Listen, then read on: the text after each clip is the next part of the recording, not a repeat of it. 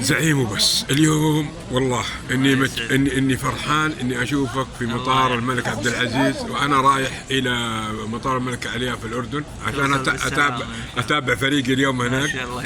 لكن والله وانا اقولها كلمه حق، انت رجل بالنسبه لي رجل يعني احب منطقك، وانت رجل فيك ميزه مو والله لانك موجود، انك يعني ما عندك الزياده في او النقصان في موضوع انك تحاول انك تأدي اللي عليك انت كحكم رياضي.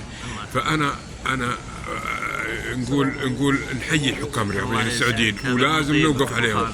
فانا ابغى منك شغله، كلمه توجهها للجمهور السعودي بما يخص الحكم السعودي.